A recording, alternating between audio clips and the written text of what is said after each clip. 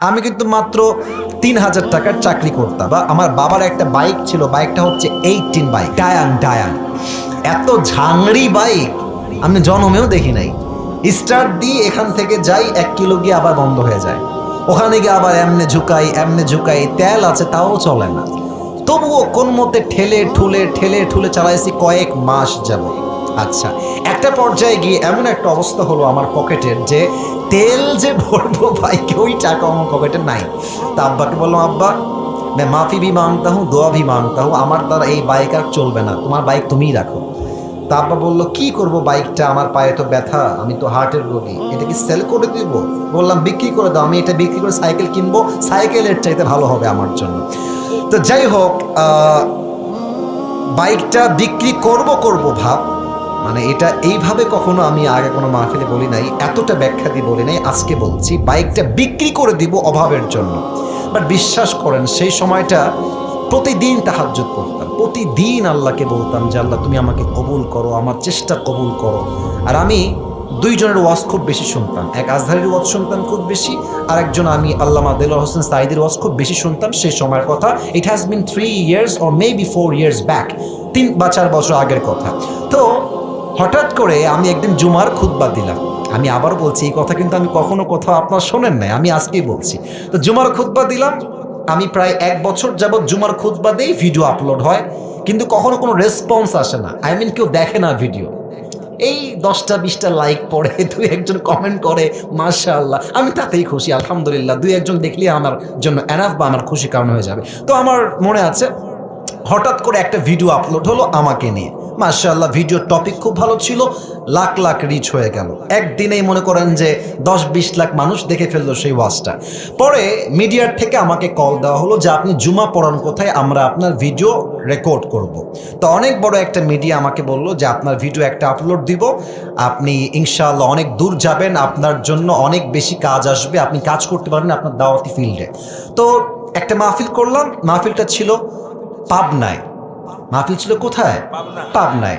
তো পাবনায় গেলাম, আমি হলাম 3 নাম্বার বক্তা, দ্বিতীয় বক্তা না, 3 নাম্বার। তো আমাকে যখন ওয়াজে দেওয়া হলো, দ্বিতীয় বক্তা খুবই রাগ, আমার টাইমটা তাকে কেন দেওয়া হচ্ছে, ওকে তো দিয়ে কাজ হবে না, ওকে নামান, একে দিয়ে কাজ হবে না, এটা 3 বছর আগের কথা, বেশি না, 3 বা 4 বছর আগের কথা। তো আমি ওয়াজ শুরু করলাম, কি বলবো, নিজের কথা বলছি না, বা এটা আল্লাহর রহমত বলছি বলতে পারেন। আমি আধা ঘন্টা ওয়াজ করেছি, প্রত্যেকটা যুবক, আমি নেমে গেছি ওরা উঠে গেছে, মানে এই হুজুরকে আমরা ছাড়বো না, নেমে গেলাম, সেটা আপলোড হলো ইউটিউবে। হঠাৎ করে একদিন আমার বাসা ছিল রাজশাহীতে, রাজশাহীর আমাদের মেইন শহরে বাসা, আমার আব্বা জুমার খতিব এবং আমার আব্বা একটা মাদ্রাসার প্রিন্সিপাল। তো আমি বাইপাস দিয়ে যাচ্ছি বাইক নিয়ে, ভাই আমার কাছে কিছুই নাই, বিশ্বাস করে না আছে টাকা, আর আমার 2টা সাদা পাঞ্জাবি ছিল, আর আমি যেই জুমার খুতবা দিতাম, জুব্বা যে পরবো, জুব্বাও ছিল না ভালো। আমার বন্ধু থেকে জুব্বা ধার নিয়ে আসতাম, যে বন্ধু দে, জুব্বাটা পরে মাহফিল করব বা একটু দোয়া করব, এই ওয়াজ হবে, আবার তোকে জুব্বা দিয়ে যাব। তো আমি এই অবস্থায় মাহফিলের জন্য বা রাস্তা দিয়ে হাঁটতেছি। তো হঠাৎ করে আমার কাছে একটা কল আসলো, বললো আপনি কি আবরারুল হক আসিফ বলছেন? এটা অনেক আগের কথা, আমার ক্যারিয়ার কিন্তু শুরু হয় না। বললাম, জি ভাইয়া, আমি আবরারুল হক আসিফ বলছি, আপনি কে? তো বললো যে আমি অমুক জেলার থেকে বলছি, আপনার একটা মাহফিলের ডেট লাগবে। শুনে কলিজায় এত শান্তি লাগলো যে আলহামদুলিল্লাহ, আল্লাহ হয়তো আমার রাস্তা খুলতেছে, এই তো রাস্তা আমার খুলে যাচ্ছে। তা আমি একটু ভাব নিলাম, আমার কিন্তু ডেট মেট কিছুই নাই। বললাম ও আচ্ছা, ডেট নিবেন কবে, আমাকে তো একটু দেখতে হবে ভাই। তো বলছে যে ভাই, ডেটটা আমরা 2 মাস পরে নিব, যদি আপনি ডেট দেন তাহলে আমরা। ও তো ভাবছে মাশাআল্লাহ, মিলিয়ন মিলিয়ন ভিউ, এ তো অনেক বড় বক্তা হবে রে ভাই। তো আমি একটু ভাবতাম, নিয়ে বললাম ঠিক আছে, আমি ডায়েরি দেখে আপনাকে বলছি। আমার ডায়েরিতে কোনো ডেটই নাই। তো যাই হোক, পরে সে বললো যে ভাই ডেট কি আছে, ডেট কি হবে? আমি নিজেই, আমার তো ডেট লাগবে রে ভাই। আমি কল দিয়ে বললাম, ভাই হ্যাঁ অমুক তারিখের ডেট হতে পারে, আপনি কি ডেটটা নেবেন?